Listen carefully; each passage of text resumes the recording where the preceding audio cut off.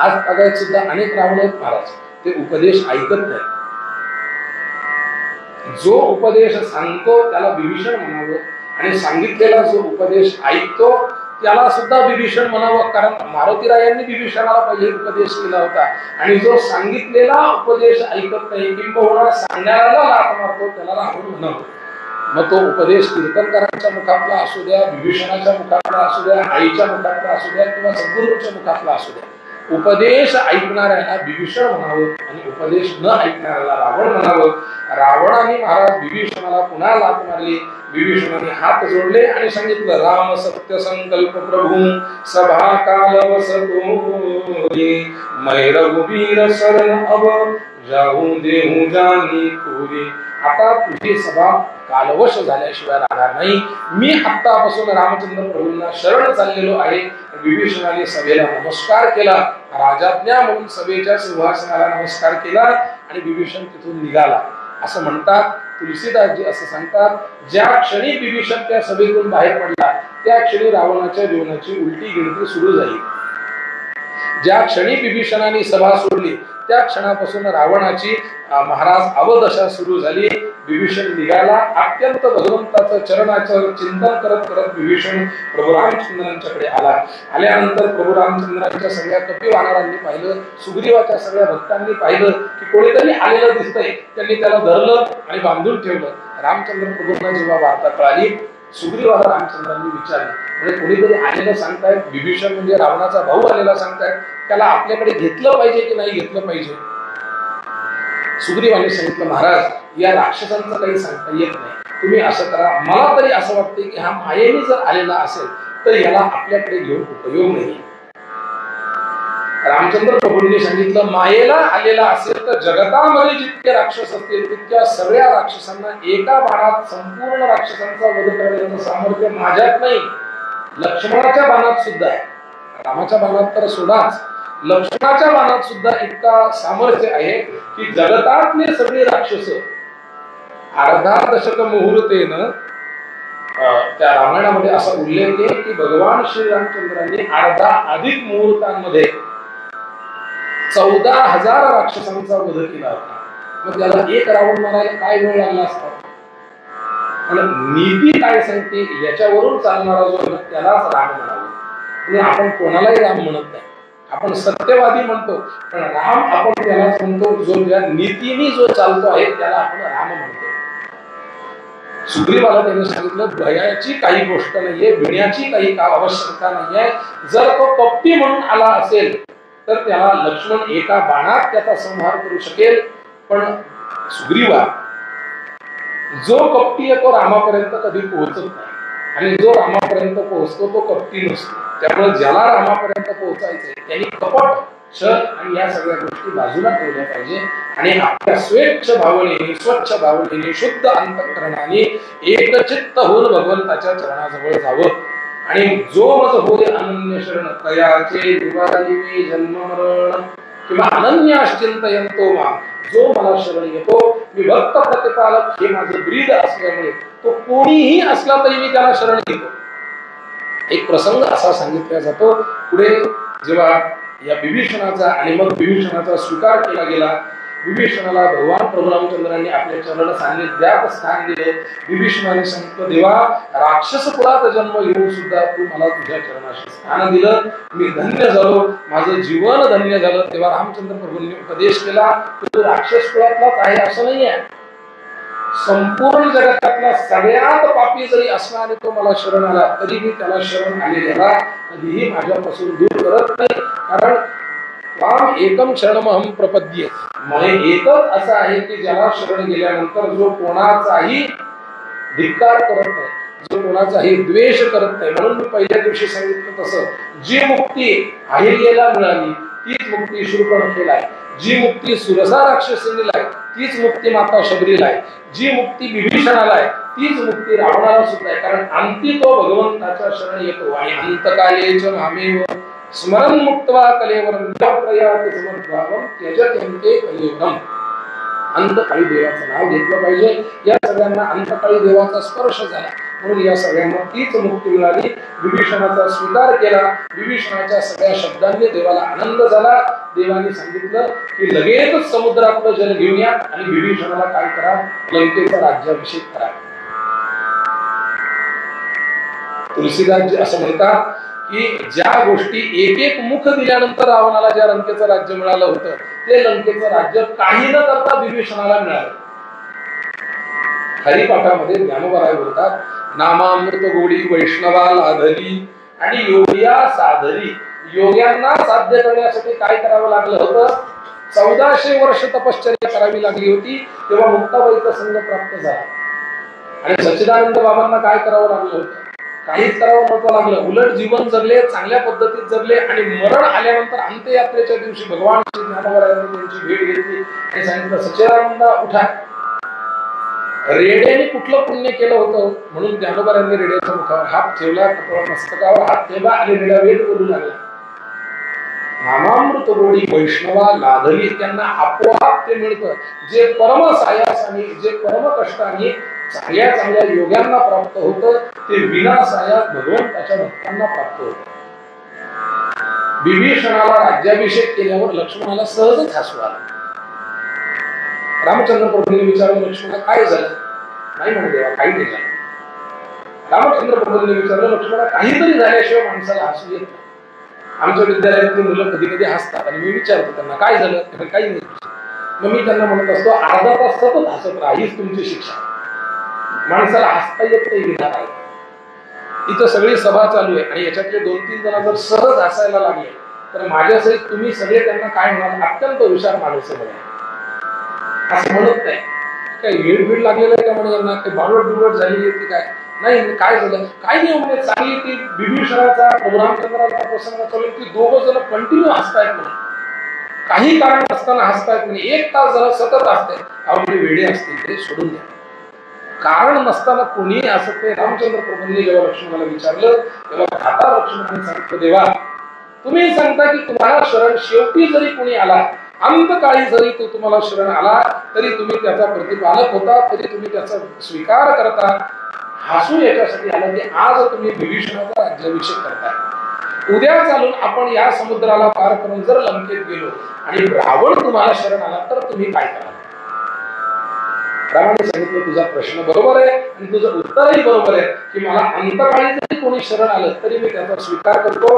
पण लक्ष्मणा, तुझ्या म्हणण्यानुसार जर लंकेत गेल्यानंतर रामचंद्रांच्या शरणानंतर रावण आला, प्रभू रामचंद्रांच्या शरणी जर रावण येऊन लीन झाला, नतमस्तक झाला तर काय, असा प्रश्न तुला पडलेला असेल तर आजचा राज्याभिषेकाचं हे जल मी विभीषणाला घातलेले त्याला मी लंकेचंच राज्य देईन, पण माझं राज्य भरत जो सांभाळतोय ते अयोध्येचं राज्य मी रावणाला देईन. मग तेव्हा लक्ष्मणाला कळालं की प्रभू काय ते रघुकुल रीत सदाचरी आहे, जान जाय पद बचन जाई.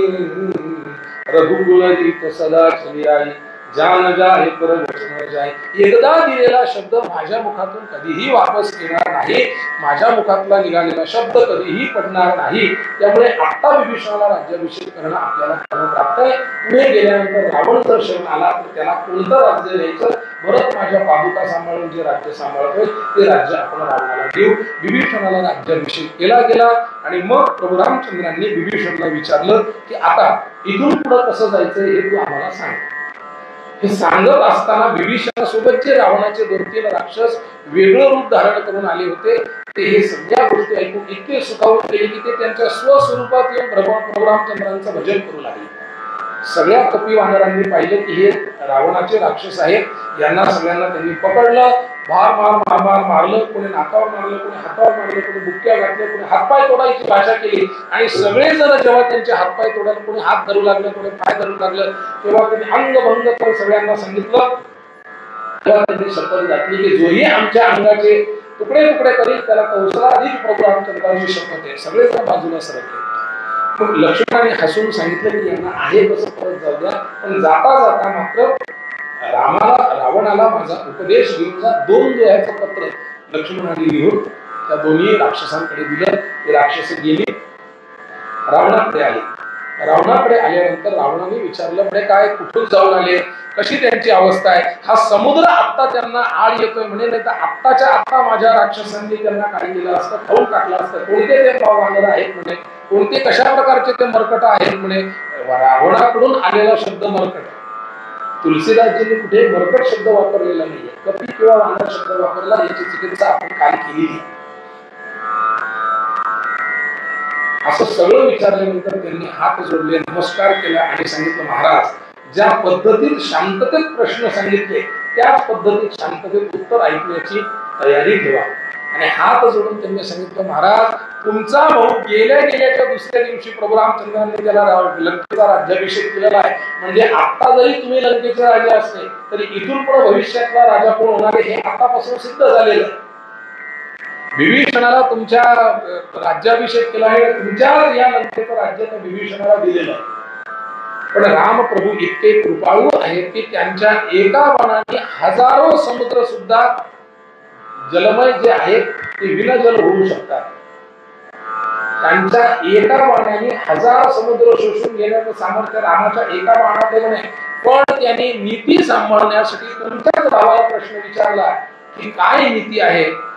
जेव्हा भगवान प्रभू रामचंद्र प्रश्न विचारतात, कहलंकेश सुनहु रघुनायक कोटी सिंधू शोषक कवसायक यद्यपि तदपि नीती अशी काही, अशी नीती सांगितलेली आहे की या सागराला तू प्रश्न विचार, कारण सागर हा तुझ्या पूर्व कुळातला असल्यामुळे तो तुला नक्की रस्ता देईल, नक्की तुला मार्ग सांगेल. आणि रामाने जेव्हा हात जोडले आणि विभीषणाला सांगितलं की खरंय आपण सागराला विनंती करू, जर दैव आपल्या सोबत असेल तर नक्कीच आपल्याला सागर सुद्धा समुद्र सुद्धा मार्ग सांगेल.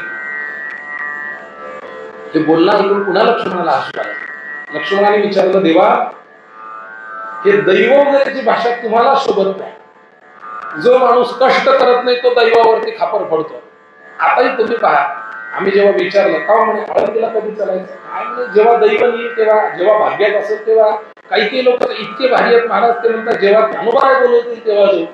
म्हणजे हा इतका मोठा झाला का की याला ज्ञानोबायांनी म्हणावं या महाराज आळंदीला या, असं नसतं.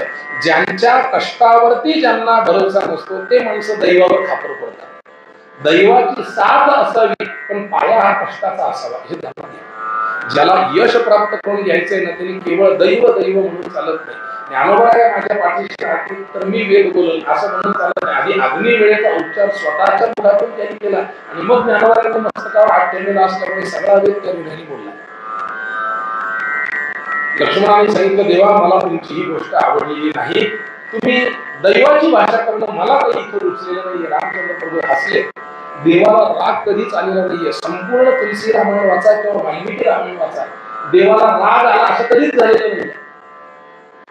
दोनदा देवाला राग आलेला आहे पण तो राग फक्त भीतीपुरता आहे, तो खरा मारण्यापुरता राग नाही. जेव्हा सागराने 3 दिवसानंतर त्यांची प्रतिज्ञा ऐकली नाही, पुढचा विषय तो, तेव्हा एकदा देवाला राग आला.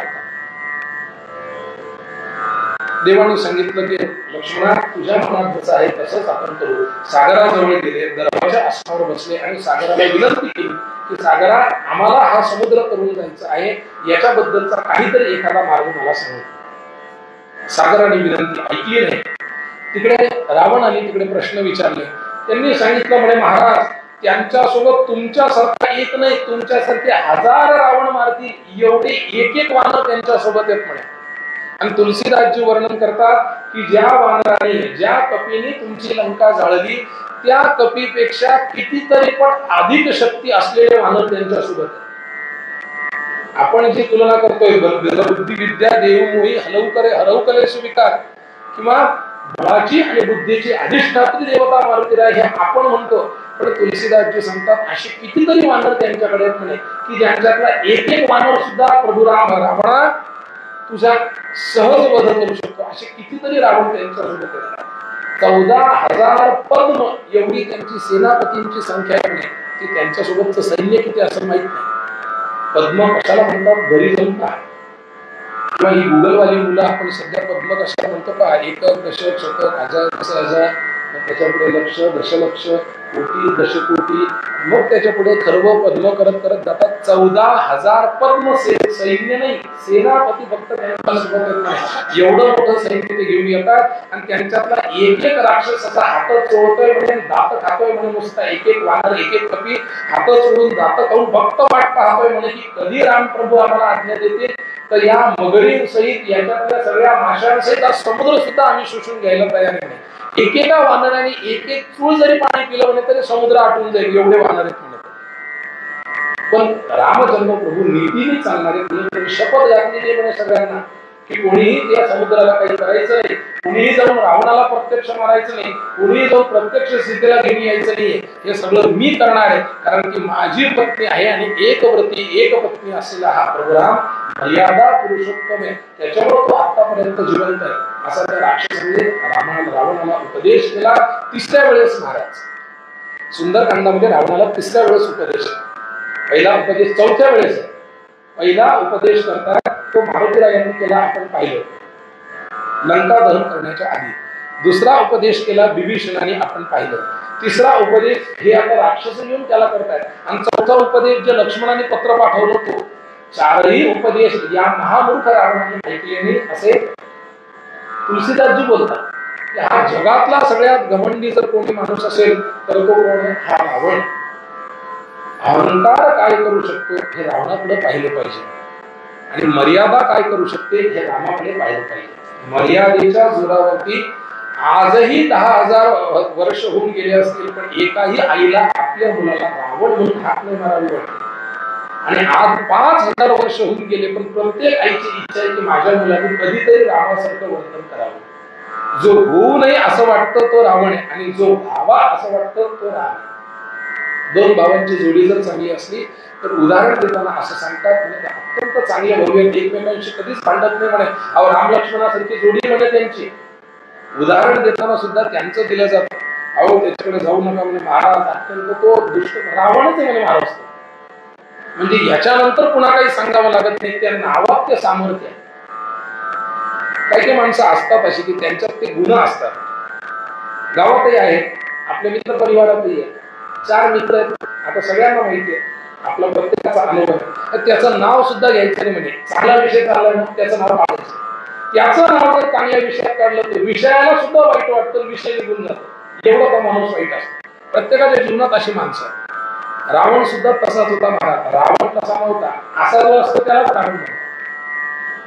जो रावणाला शरण जात नाही त्याला रावण म्हणावं, ज्याचं नाव ऐकल्यावर कपाळाला आठ्या यावं त्याला रावण म्हणावं, जो प्रवचन कीर्तनाला येत नाही त्याला रावण म्हणावं. रावण कोणाला म्हणावं अशी जर व्याख्या सांगायला गेली तर समर्थांचं मूर्ख लक्षण सगळं रावणाला लागू होतं.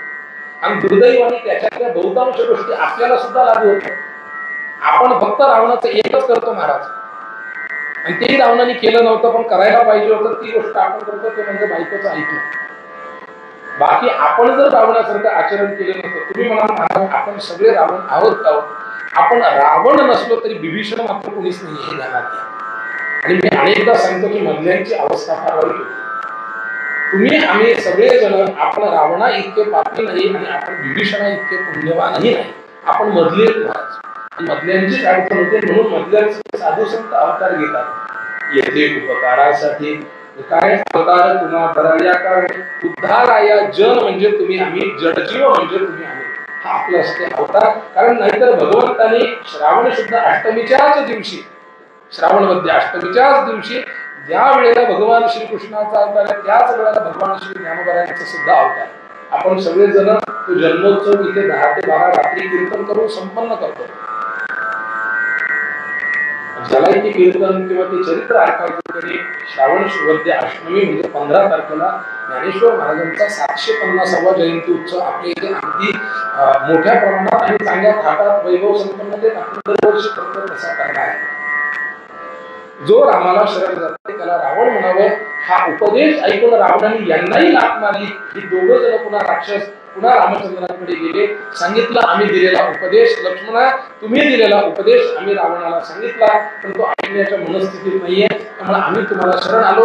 महादेव पार्वतीला असं सांगतात की ही दोघंही ऋषी होती, पण तू काहीतरी शापाने हे राक्षस झाली, ते पुन्हा भगवंताच्या चरणी गेल्यानंतर त्यांना पुन्हा त्यांचं स्वस्वरूप प्राप्त झालं.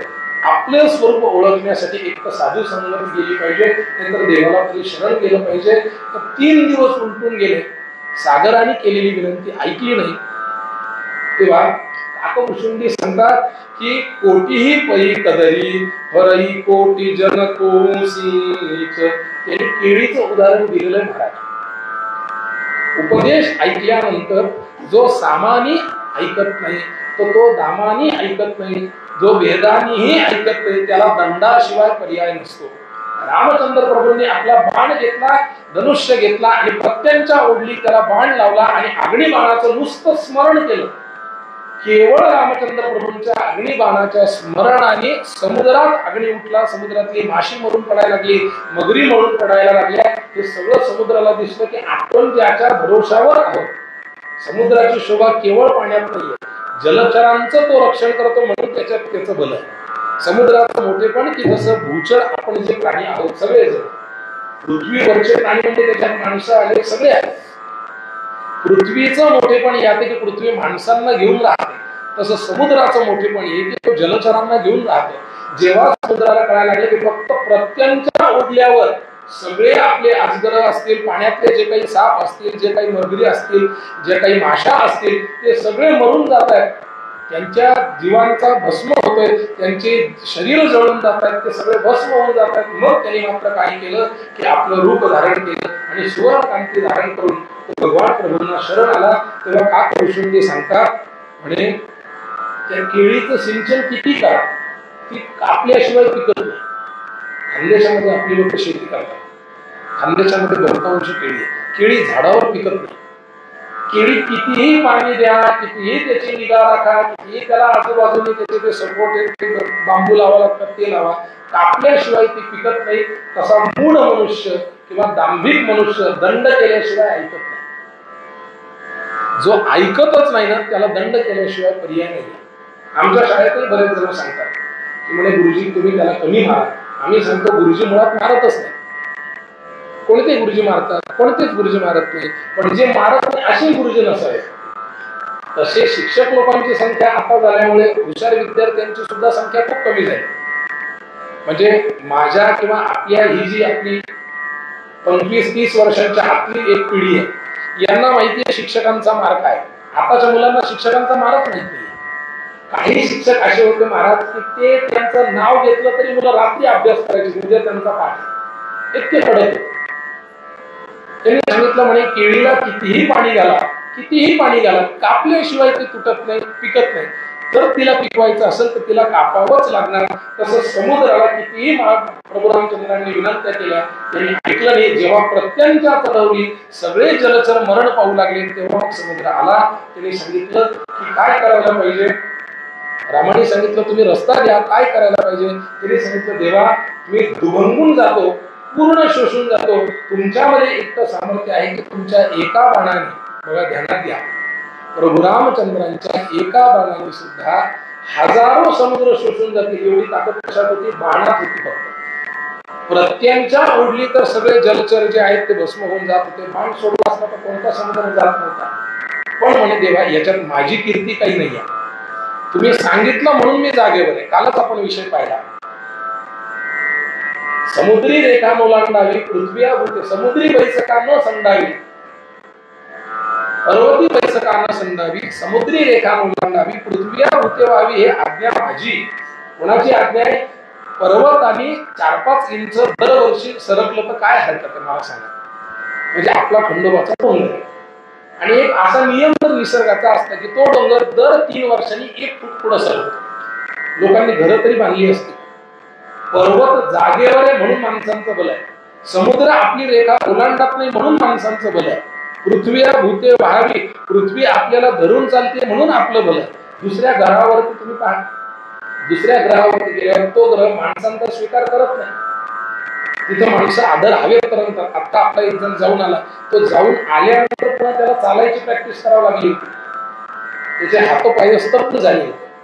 मग हे सगळी आज्ञा कोणाची आहे? म्हणजे ही सगळी आज्ञा तुमची आहे. त्यामुळे तुम्ही जर मला सांगितलं की समुद्रा शोषून जा, आटून जा, मी सगळा आटून जातो, पण या तुमचा पराक्रम नाहीये. तुमचा पराक्रम ज्याच्यात आहे ती मी युक्ती तुम्हाला सांगतो. आणि मग त्याने सांगितलं नल आणि नील हे दोन वानर कपी असे श्रेष्ठ आहेत की ज्यांना विश्वकर्म्याचा आशीर्वाद आहे. त्यांच्या सामर्थ्याने, त्यांच्या कष्टाने आणि तुमच्या सामर्थ्याने दगड सुद्धा पाण्यात करतील. तुम्ही हा सगळा सेतू जोडून घ्या. आणि मग त्या सेतूला राम सेतू असं नाव दिलं गेलं. त्याचा हिशोब सुद्धा महर्षी वाल्मिकींनी सांगितलाय. दशयोजन विस्तीर्ण शतयोजन आयता, 10 योजन रुंद आणि 100 योजने लांब असा सेतू बांधला गेला केवळ 5 दिवसांमध्ये.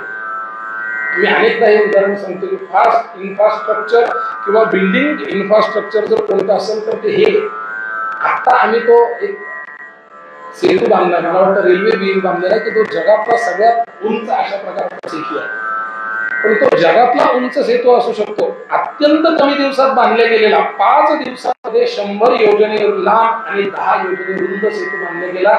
महर्षी वाल्मिकींनी कुठल्या दिवशी किती सेतू बांधकाम झालं याचा सुद्धा हिशोब दिला. पहिल्या दिवशी 20 सेतू, दुसऱ्या दिवशी 22, तिसऱ्या दिवशी 23, असं करून 5 दिवसामध्ये 100 योजने बांधले गेला.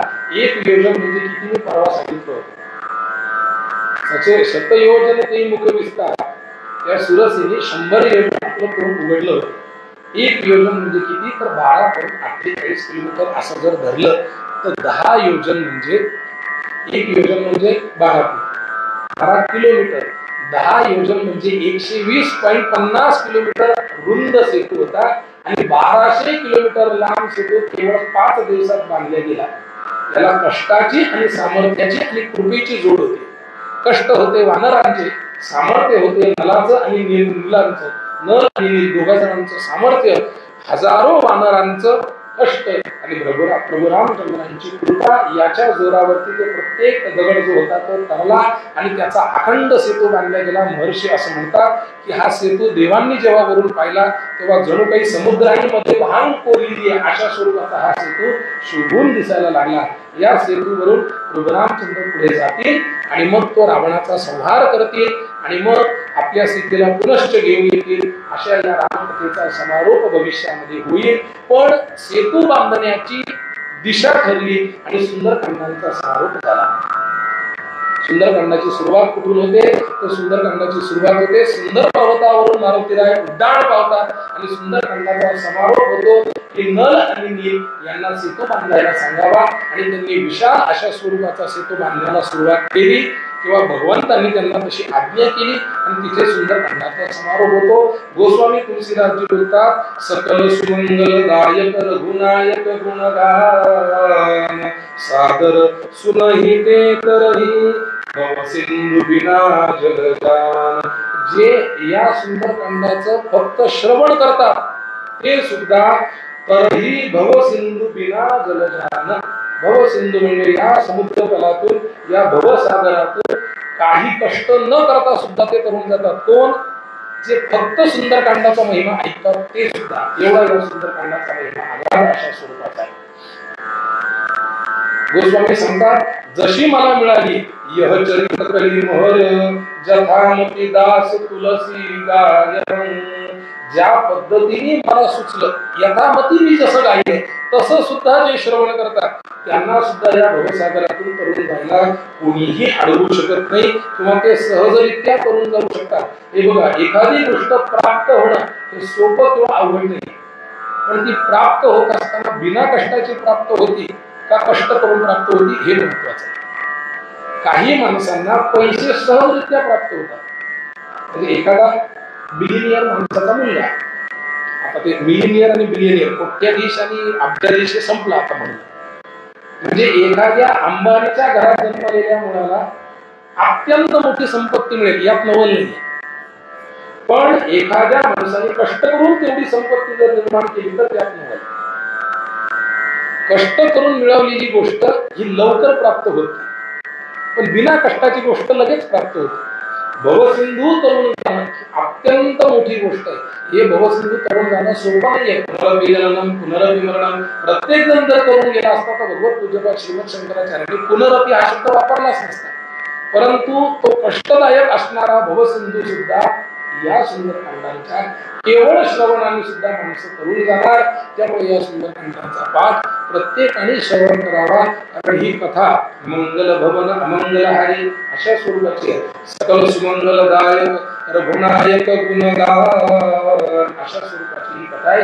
ही सगळ्या सुमंगलाची दायक अशा स्वरूपाची ही कथा आहे. म्हणून ही कथा प्रत्येकाने ऐकावी, प्रत्येकाने सांगावी, प्रत्येकाने म्हणावी. सगळ्यांना जरी शक्य नाही झालं तरी नुसती मोबाईलवर का होईना एकदा ऐकली पाहिजे, नुसती पोथीत पाहून का होईना एकदा वाचली पाहिजे, नुसती घरी कोणाला तरी बोलवून आपल्या घरी सुंदरकांडांचा पाठ मंगळवारी केला तरी चालतो, चतुर्थीच्या दिवशी केला तरी चालतो, एकादशीच्या दिवशी केला तरी चालतो, हनुमान जयंतीच्या दिवशी केला तरी चालतो. आणि सगळ्यात महत्वाचं सुंदरकांडांचा पाठ कधीही केला तरी चालतो. निज भवन गवनेऊ सिंधू श्री रघुपती अहमती भयन. त्यामुळे हा भवसागर तरुण जाण्यासाठी प्रत्येकाने जीवनामध्ये भगवान प्रभू रामचंद्रांचं नामस्मरण करावं.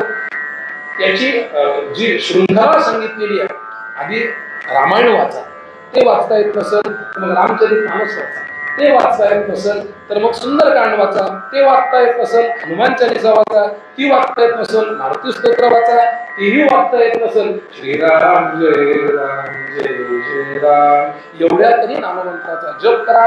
हा नाममंत्राचा जप केल्याने नामसंकीर्तन साधन पैसोपे जळतील पापे जन्मांतरे. देवाचं नाव इतकं चांगलंय महाराज की न लगती साय असं जावे मनांतरा कुठेच सायास लागत नाही. एकच गोष्ट केली पाहिजे की देवाचं नाव घरी बसून आपण जपलं पाहिजे. याच देवाचं नाव जपता यावं यासाठीच साधू महापुरुषांचा अवतार होतो. अशा साधू महापुरुषांचा अवतार आपल्या गावामध्ये मागच्या 229 32 वर्षांपूर्वी झाला. समाधी त्यांनी घेतली होती 232 वर्षांपूर्वी. आणि त्यांच्याच अधिष्ठानावरती आपल्याला दरवर्षी वेगवेगळ्या विषयावरती चिंतन करत भगवंताच्या नामामृताचं महात्म्य गुणगान करण्याची संधी प्राप्त होते. अधिष्ठानाचा फायदा एक होतो महाराज की अधिष्ठान असल्यावर तुम्हाला सहजरित्या त्या गोष्टी होतात. आता एक उदाहरण घ्या. प्रत्यक्ष किंवा अप्रत्यक्ष जे लोक ऐकतात त्यांना सहजरित्या याचा लाभ झाला का खूप कष्ट करून झाला? सहजरित्या झाला. व्हॉट्सअपला निमंत्रण आलं, स्टेटसला पाहिलं, उद्यापासून सुंदरकांड घरून निघाले, इथं आले, बसले. जे लाईव्ह पाहतात त्यांनी पाहिलं, मोबाईलवर नोटिफिकेशन आलं, बटन दाबलं आणि सुरू झालं. कोणते कष्ट करावे लागले? कोणतेच कष्ट करावे लागले नाही. याचं कारण एकेकी साधू महात्म्यांचं अधिष्ठान आहे. संत महात्मे ज्या ठिकाणी अवतार घेतात, महाराज आळंदीत जाणाऱ्याला एकदाही कुठलाही माणूस जर आळंदीत गेला तर तो उपाशी राहत नाही. वेडा जरी आळंदीत गेला तर 10 वर्षांनी लोक त्याच्या पाया पडतात. असे कितीतरी लोक आम्ही पाहिले. तो शहाणा नाही झाला तरी लोक पाया पडतात त्याच्या. केवळ आळंदीला गेला यातच काही लोकांना अभिमान आणि त्यांच्या घरच्यांना त्याच्यात अभिमान. हे आळंदीचं महात्म्य आहे. जो जातो त्याचं महात्म्य नाही. असं या अधिष्ठानावरती गुरु श्री हरिनाथ महाराजांच्या समाधी स्थानावरती दरवर्षी वेगवेगळ्या विषयांचं चिंतन करून भगवंताच्या गुणनामस्मरणांचं, गुणांचं, नामस्मरणांचं, चरित्राचं चिंतन करा. जेणेकरून आपल्या सगळ्यांना वक्ता, श्रोता, ऐकणारा, बघणारा, बोलणारा, याच्या सहित काम करणारा, सेवा करणारा या सगळ्यांचं परमकल्याण व्हावं या हेतूने या 3 दिवसीय श्रावण मास प्रवचन मालेचं दरवर्षी आपण आयोजन करतो. याही वर्षी एक नवीन विषय. कसं पाहायला गेलं तर मराठी माणूस सुंदरकांडाकडे फार वळालेला नाहीये. काही मराठी माणसं अशी की त्यांनी सुंदरकांड ऐकलेलं सुद्धा नाहीये. आपल्याला हनुमान चालीसा माहिती आहे, पण सुंदरकांड किती दोह्यांचं आहे, कुठल्या कांडाचं ते आहे, त्याचा काय प्रसंग होता याची फारशी आपल्याला माहिती नाहीये. पण म्हणून नवीन विषय काहीतरी असावा आणि त्याही विषयाच्या माध्यमातून देवाचं चरित्र, देवाचं नाव आपल्या मुखात यावं. पवित्र परममंगल अशा श्रावण मासाच्या पर्व काळावरती ज्याला काय ते रामपूजी सदाशिव भजन तरी महादेव रामपूजी सदाशिव. महादेवाला प्रसन्न करून घेण्यासाठी महादेव ज्याचं भजन करतो अशा प्रभू रामचंद्रांचं भजन आपल्या मुखातून व्हावं हा सदहेतू ठेवून आपण या सुंदरकांड या विषयाचं चिंतन केलं. यथामती यथा अवकाश ज्या पद्धतीतलं चिंतन आपल्या मुखातून झालं ते भगवंताच्या चरणी अर्पण करू. कारण असं आहे, तुमचे कृपेने हे धर्मकीर्तन सिद्धीच गेले. असं आहे की एरवी तरी मी मूर्ती ज्ञानोबा जर म्हणतात तर आपण म्हणून घ्यायला काय हरकत आहे की जो काही दोष, जे काही या चिंतना व्यतिरिक्त विषय असतील ते अल्पमतीचे बुद्धीचे समजावे, आणि जे काही चांगले विषय किंवा जो काही चांगला गुणानुवाद या ठिकाणी भगवंताच्या नामाचा झाला तो भगवंतानेच करून घेतला. निळ्यापणे मी बोलता दिसे हे कधी त्याची सत्ता. आपल्या सगळ्यांच्या जीवनामध्ये भगवंताचं गुणगान अखंडित सुरू असावं आणि आपल्या सगळ्यांच्या जीवनामध्ये भगवंताची अखंड कृपा प्राप्त व्हावी या हेतूने आपल्याकडून दान घडावं, धर्म घडावा, चिंतन घडावं, वाचन घडावं, या सगळ्या गोमातेची सेवा व्हावी, या सगळ्या गोष्टींचा सद्विचार करू. आपल्या संस्थांच्या वतीने मागच्या 3 वर्षांपासून आता 4 वर्ष पूर्ण होती कृष्णप्रिया गोशाळा वैदिक आणि वारकरी विद्यालय. बरं, योगायोग असा की 2021 ला प्रभू रामचंद्रांच्या मंदिराचे शिलान्यास झाला आणि त्याच वर्षी आपण वसिष्ठ नाव ठेवलं. किती योगायोग जुळतात काय. 2000 मला वाटतं 24 ला अयोध्येचं राम मंदिराचं प्राणप्रतिष्ठा झाली. भगवंताच्या कृपेने आपल्या स्वतःला सगळ्यांचा प्रतिनिधी म्हणून तिथे उपस्थित राहता आलं. श्रावण महिन्यात महादेवाला प्रसन्न करून घ्यायचं असेल तर ते रामाची पूजा केली पाहिजे. त्या रामाचं चिंतन आपल्याला या ठिकाणी घडता आलं. ज्यांनी तुलसीदासजींनी या रामचरित मानसाची सुंदरकांडाची रचना केली त्यांच्या सद्गुरूंचं नाव हरी आनंद, आणि त्यांच्या समक्ष आपल्याला तुलसीदासजींची कथा गाता आली. कारण असं तुलसीदासजींनी रामचरित मानस जेव्हा लिहिलं तेव्हा प्रत्यक्षात सगळ्यात पहिले ते रामचरित मानस तुलसीदासजींनी भगवान श्री काशी विश्वनाथांना आणि माता अन्नपूर्णेला ऐकवलं होतं. म्हणून मी विचार केला की इतर ठिकाणी सुंदरकांड करण्यापेक्षा आणि इतर दुसऱ्या कालावधीत सुंदरकांड करण्यापेक्षा तुलसीदासजींनी आपली पहिली कथा महादेवाला ऐकवली होती. आपणही आपली पहिली कथा आपल्या महादेवाला ऐकवावी आणि जेणेकरून तो महादेव आपल्यावर संतुष्ट होईल आणि आपल्या सगळ्यांवरती कृपा करेल. या आशयाने या 3 दिवसीय प्रवचनमालेला आपण सगळ्यांनी उपस्थित राहिला. आपण सगळ्यांनी त्याचा आनंद घेतला. 2ही विद्यालय, गोशाळा, ग्रंथालय अशी अनेक सामाजिक आणि धार्मिक कार्य आपल्या प्रतिष्ठानच्या वतीने या ठिकाणी चालू आहेत. पण एक नवीन प्रयोग, नवीन कार्य आणि नवीन एक उपक्रम आपण जो करतो आहोत तो म्हणजे श्री क्षेत्र देऊळगाव राजाचे श्री क्षेत्र पैठण पायीवारी. दुसरा उपक्रम मी काल सांगितला की सगळ्या विद्यार्थ्यांसमोर आपण तीर्थयात्रेला जातो. पहिल्या वर्षी आपण तिरुपतीला गेलो, मागच्या वर्षी आपण कुंभप्रयागराजचं स्नान केलं, यावर्षी आपण डिसेंबर महिन्यात जगन्नाथपुरीला जाणार आहोत. ज्यांना जायचं आहे त्यांनी संपर्क करा. आणि मात्र आग्रह जगन्नाथपुरीचा नाही पण आग्रह पायीवारीचा नक्की आहे की देऊळगाव राजातून इतिहासात पहिल्यांदाच पैठणला पायीवारी आपण काढतो आहोत. तर जास्तीत जास्त संख्येने आपण आतापासून त्याचा प्रचार करा. आतापासून आपल्या समवेतांच्या शेजाऱ्यांना, आपल्या ओळखीच्यांना या गोष्टी सांगा. 5 मार्च 2026 ला देऊळगाव राजावरून आपण निघून 4 दिवसांचा मुक्काम करून आपण पैठणला जाणार आणि शांतीब्रह्म श्री एकनाथ महाराजांच्या जलसमाधी सोहळ्याला तिथे नाथ महाराजांच्या समाधी सान्निध्यात तिथे मग 4 दिवस कीर्तन, भजन, भोजन, प्रसाद या सगळ्यांचं आयोजन करण्यात आलेलं आहे. सगळ्यांनी ज्या पद्धतीने ज्याला जसं योगदान देता येईल तसं या याच्यात योगदान द्यावं. योगदान द्यावं म्हणजे पैसा द्यावा असं नसतं. खारीने ती खार म्हणतो आपण तिला, तिने त्या रामसेतूमध्ये काय योगदान दिलं होतं मागच्या वर्षी आपण पाहिलं. अनेक जणांना घटना माहितीये की तिने यावं त्या समुद्रकाठीच्या मातीत आपलं अंग डोळवावं, अंग हे करावं आणि मग त्या समुद्र सेतूवर जावं आणि अंग झटकावं. झटकून किती माती पडत होती, किती वाळू पडत होती आणि काय तिच्याने त्या रामसेतूला सहकार्य होत होतं. पण रामचंद्र प्रभूंनी मायेने तिच्यावर हात फिरवला. आजही तिच्यावरचे जे पट्टे असं म्हणतात ते देवाने हात फिरवल्याचे लक्षण आहे.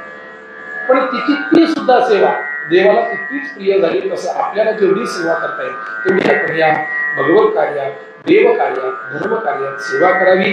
आणि ज्या ग्रंथाचं आपण चिंतन केलं तो पठणीय ग्रंथ असल्यामुळे त्या ग्रंथाचं पठण आपण करून ज्यांच्याकडे ग्रंथ आहे त्यांनी वाचा, ज्यांच्याकडे ग्रंथ नाही त्यांनी हात जोडून, कारण त्याचं फळच सांगितलंय, सादर सुनही ते तरही भवसिंधू.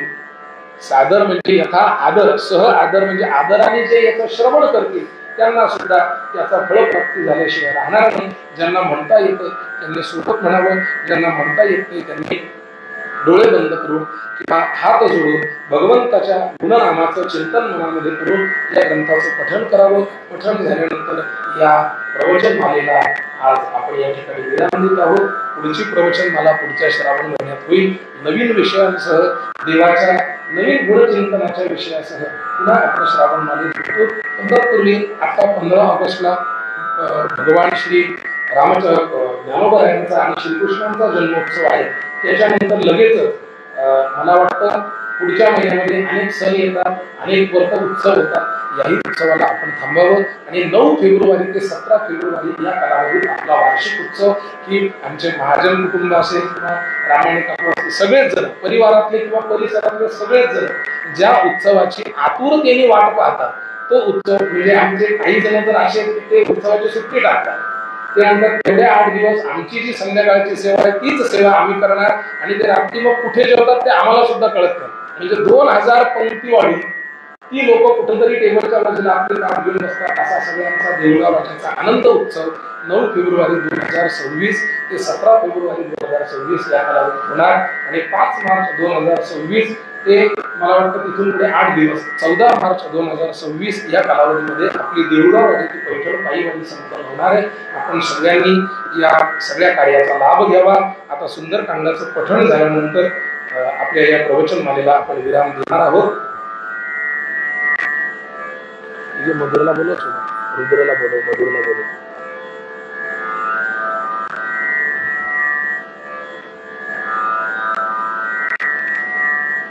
इथेच बसा. कसं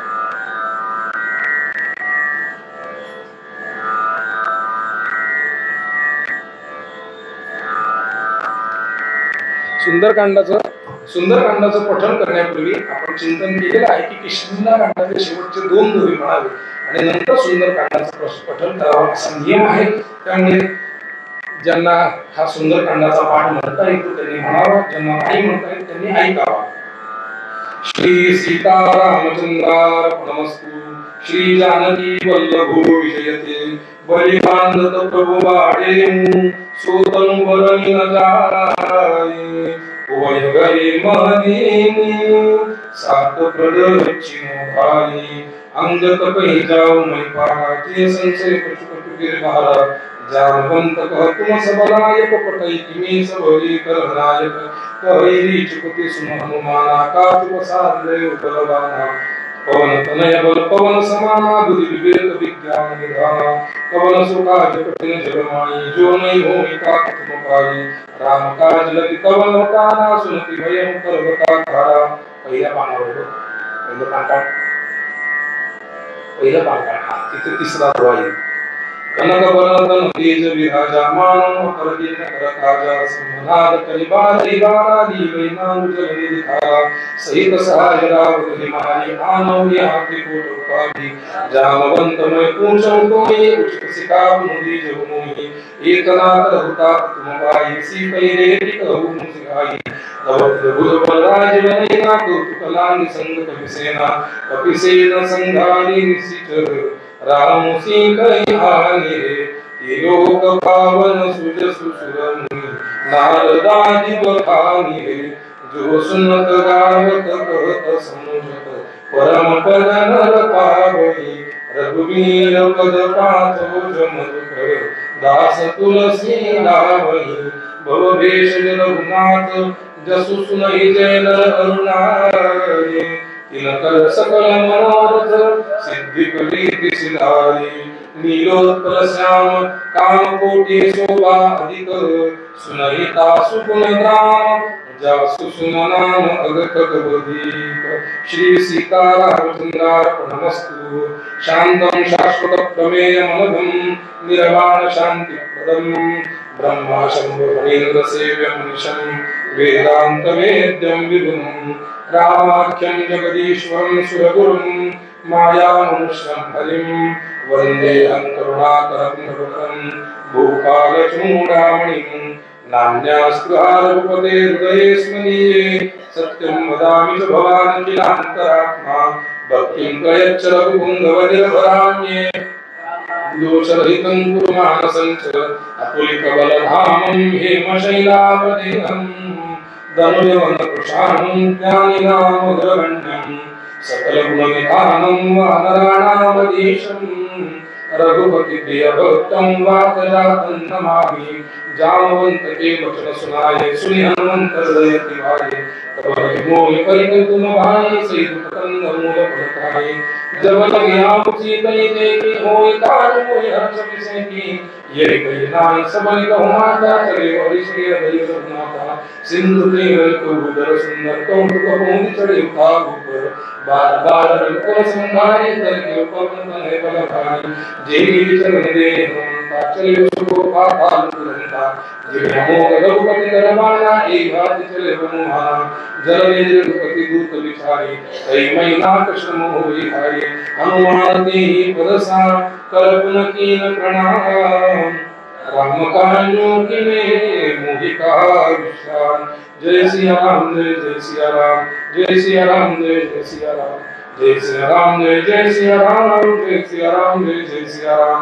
जात पवन सुत देव न देखा जाने को बल बुद्धि विषेका। सुरसा नाम अहिन कई माता पटे न्याय कई कई बाता। आज सुरन मोहि दीन हारा सुरत वचन कपि पवन तुम्हारा। राम काज कई बिन मैं आऊं सीता कई सुरी सुनाओ। तब तब बदन पैठी हो आई सत्य कहो मोहि जान दे माई। तब तेरे जान नहीं जाना दस सिर मोहि कही हनुमाना। जो जन बलते बदन पसारा कपि तन कीन तुम विस्तारा। सोर जो जन मुख ते धय तुरत पवन सुत सबयो।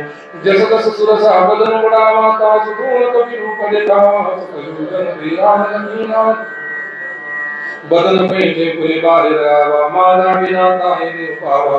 मोहि सिंधु लग पठावा बांधी विदु बल मानु तोर मैं पावा। राम काज किन सुख करि हम तुम बल बुद्धि निधान।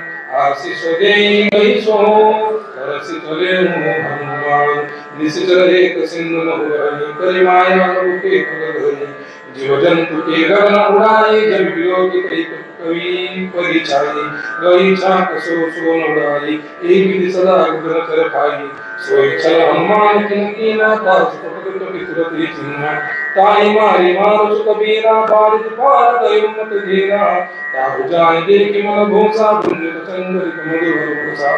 नाना तरु फल फूल सुहाए फल बंद देखि मन भाए। सही विशाल देखि अगान नेता प्रदाय तुय हुए भाग्य। उमान कछु कई अधिकारी रूपता कसो जल खाई। गिरि पर चढ़ी लंका ते देखी कहीं न जाए दुर्ग बिसरी। अति उदन वजरी नंचो कोई पासा। कनक कोट पर परक्रम ऐसा। कनक कोट विचित्र मणि कृत सुंदर राज गना।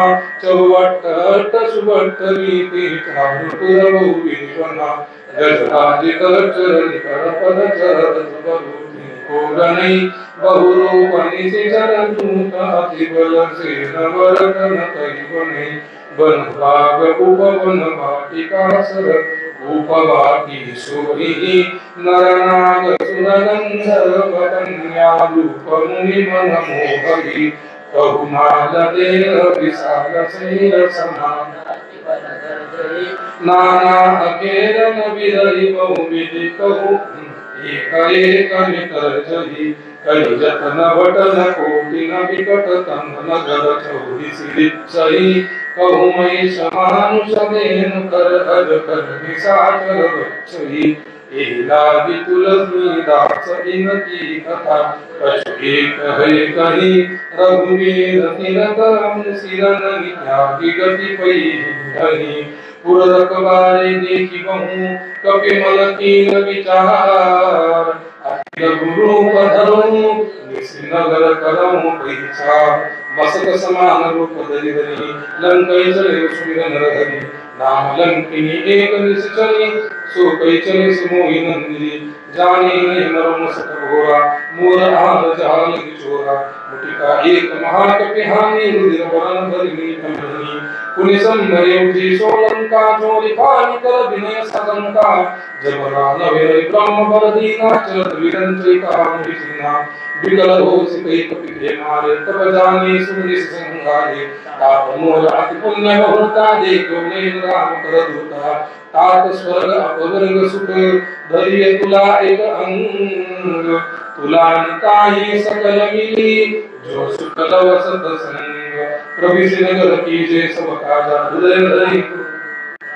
गर्भ सुधारी पुतमहि माई गोपन सिंधु नसित भाई गरुड़ सुमेरु देव समाई राम कृपा करि चितवा जारी अतिर रूप धरे हनुमाना बैठा नगर सुनि भगवान मंदिर मंदिर प्रति करि सौदा देखे जाता अगणित जोधा गयो रसायन मंदिर माई अति विचित्र कहि जात सुनाई शयन किए देखा कपित मुनि मंदिर बहु की वही देवी एक पुनित सुहावा हरि मंदिर में वृंद बनावा रामायण अंकित गृह शोभा वरणी नगारी नव तुलसी का वृंद देखी हरीश कपि राई लंका निष्करणी कर निवासा यहाँ कहाँ सज्जन करवासा मन तर्क करी कपिलादा ते समय विभीषण सागा राम राम ते सुमिरन कीना हृदय हर्ष कपि सज्जन चीना ये सनहटि कहि रहि पहिचाने साधु ते होई न कार जानी विप्र रूप धरि वचन सुनाए जनक विवेचन उठित आए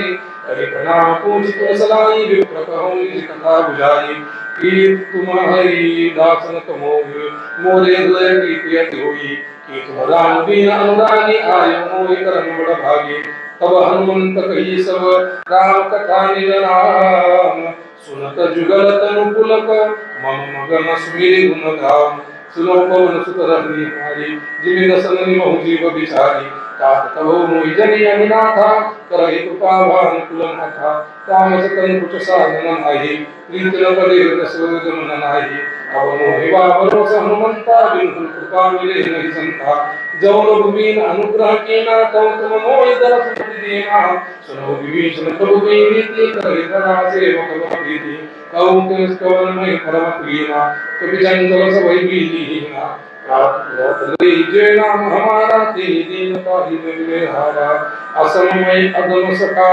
सुनु पर रघुवीर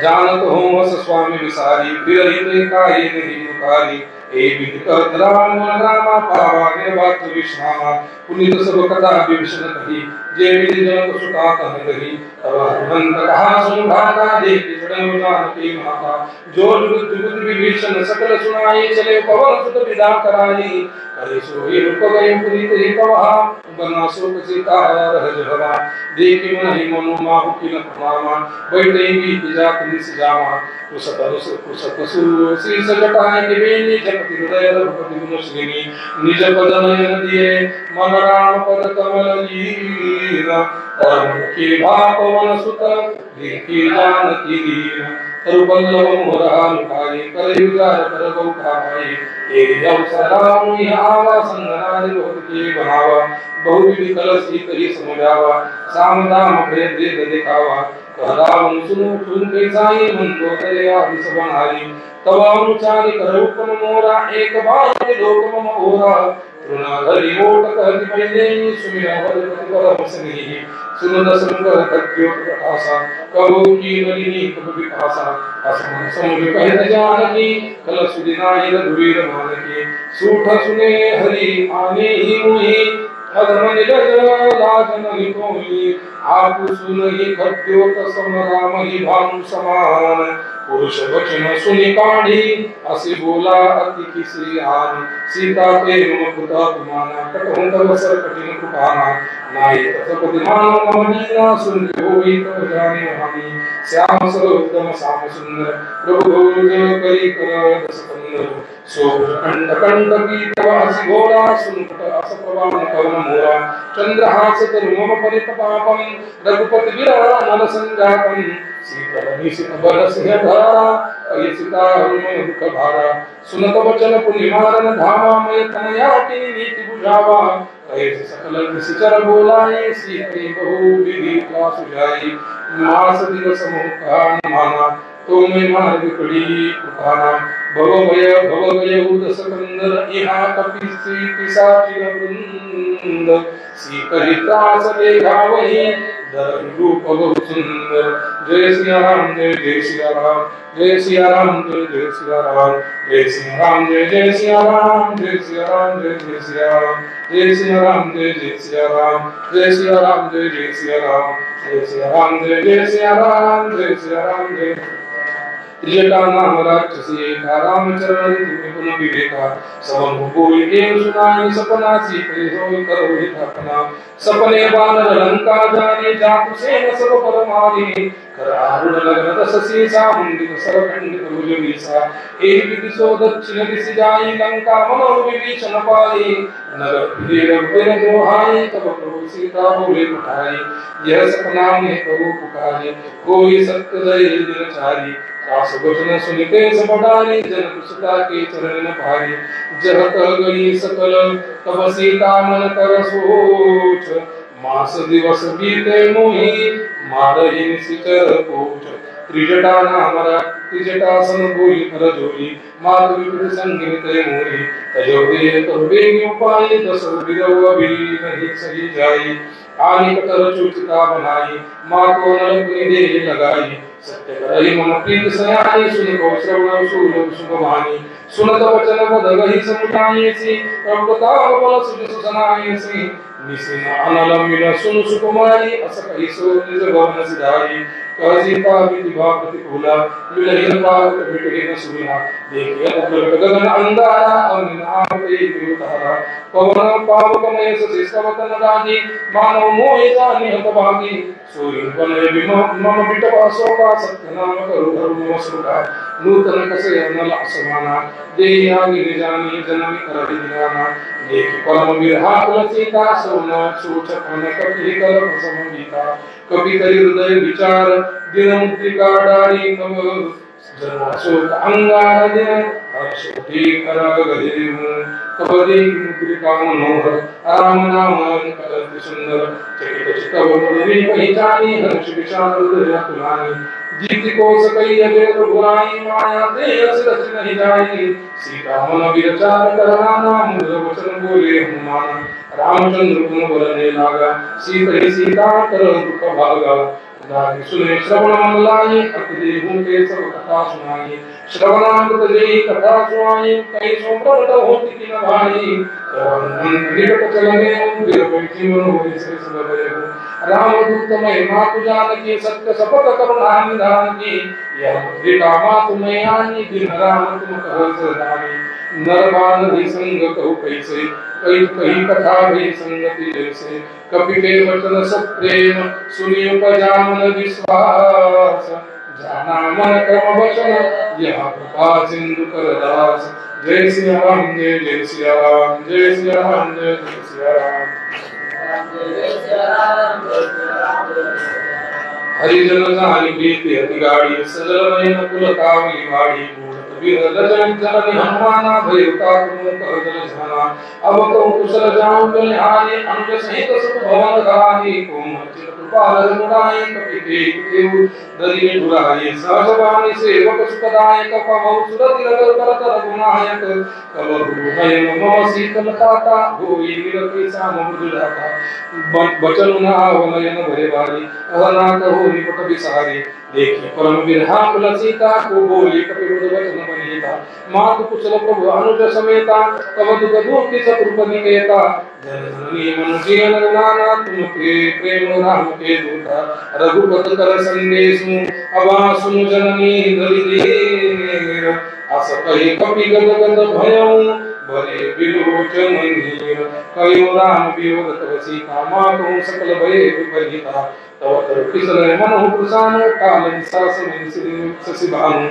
कुबल यदि बिन कृतबना सनिसा बाल कपट तेल जन बनिसा जे करे करत ते मीरा उरग सास समुद्री कसमीरा कहे होते कछु दुख कटाई होई काई को न जान न कोई प्रेम कर मम और तोरा जान प्रिया हे कुमन मोरा सो मनु सदा रहत कोई पाई जान प्रीत सो एक निभाई प्रभु संदेश सुनत मैं देहि मगन प्रेम तनु सदहि मेरी देहि कह कबीर हृदय धीर हम धरु माता सुमिरन राम से हो सुख दाता राम रघुपति प्रभुताई सुन मम वचन करे हुकदाई निशिचर निकल पतंग सम रघुपति भान कुसानो जननी हृदय धीर धरो जने निसाचर जानो जो रघुवीर होति सुध पाई करते नहीं ब्रह्म रघुराई रामपान रघुतौ हुए जानकी तब वरुत कहे तात जानकी अब हिमा तुम्हें जाऊं लावे प्रभु हाय सुने राम दुहाई कछु दिवस करि धर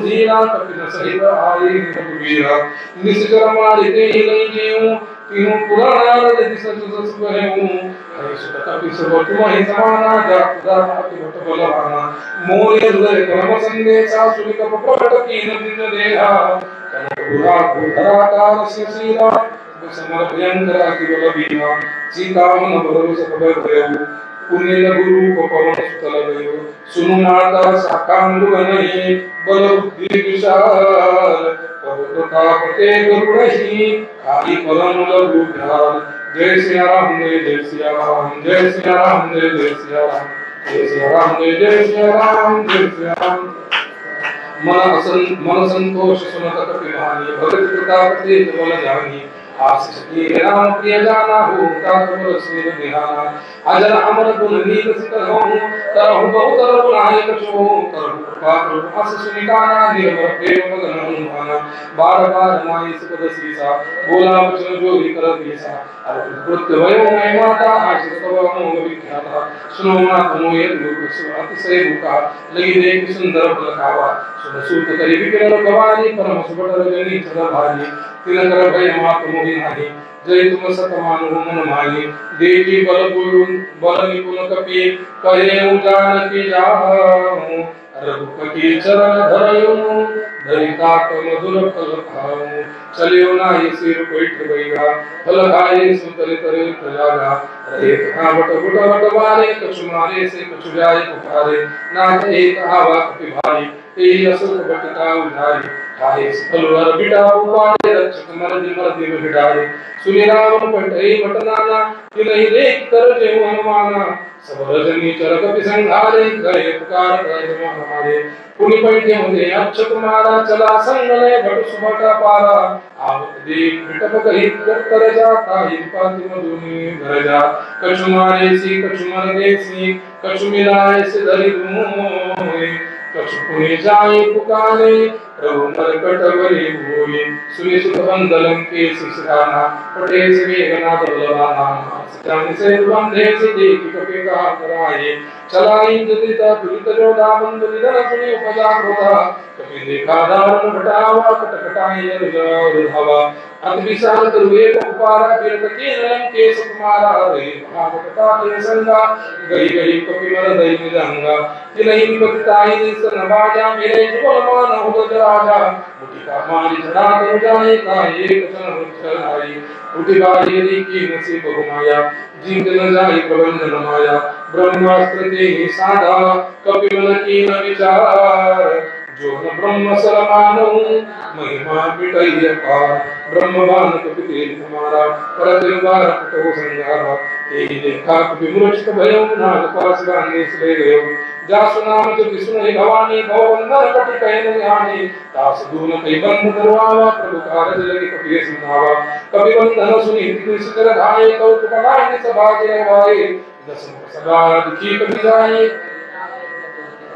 करजोरे सुरदर से कपीता भ्रुकुटी विलोकनत सकल सुमेधा देख प्रताप न कपि मन शंका जिवे अगन मुहुर असंका कपि विलोकत सानन विहसा कहि दुर्वाद सुनत बुध सुरति कीनी उनि उपजा हृदय विशाल कहलन के सकल तरीके सा कहि के विलोका बाली सीसा कौ श्रवण सुने ही मुई देख वत सक धोई मारे निश्चर के अपराधा तो सकते न प्राण कई बाधा सुनावन ब्रह्मांड निकाया के दासु बल विरत माया जाके बल विरत हरि साई ये सापार सुर हर पद सभेसा जा बल शीस धरत रसाना अंड को समेत विरतान धरे जो भी देह दुराता तुम से सदन सिखावन दाता हर कोदन कठिन में भंगा ते समेत बदल मद गंगा खर दूषण कुसरा भुलानी बदे सकल अतुलित बल सारी